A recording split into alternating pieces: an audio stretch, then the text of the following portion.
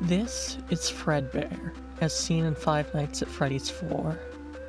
This is also Fredbear, as seen in Ultimate Custom Night.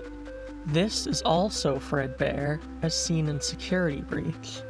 This is also Fredbear/Freddy, as also seen in Security Breach. This is also Fredbear/Freddy, as also seen in Security Breach. This is Freddy Fazbear, as seen in Freddy Fazbear's Pizzeria Simulator. This is Freddy Fazbear, as seen in Five Nights at Freddy's 2. Those last two are the same guy. Everyone I just listed is the same guy. What is going on here?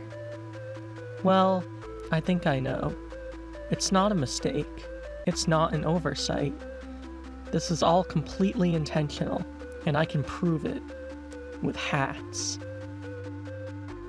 This is the earliest depiction of Fredbear/Freddy.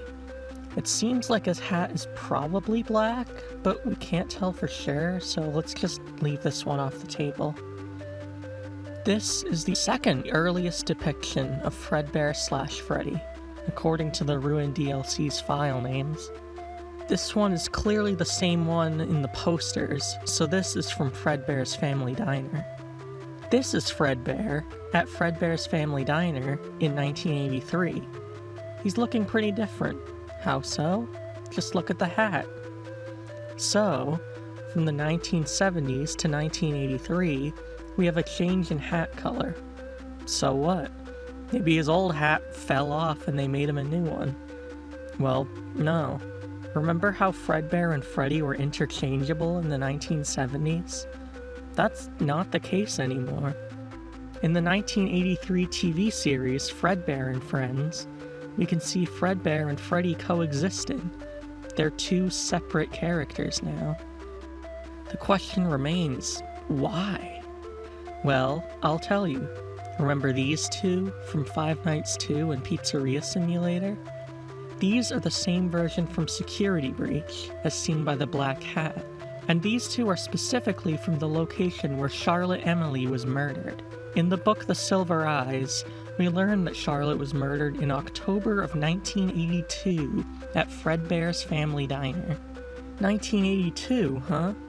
That fits nicely between the 1970s and 1983. But we can get even more specific. Before the release of Five Nights at Freddy's 4, we got this teaser of Fredbear's purple hat, and in the source code, we got a code leading to the number 1982, the same year as Charlotte's death. So this change happened in 1982, after Charlotte's death. From here, I think we can put the pieces together.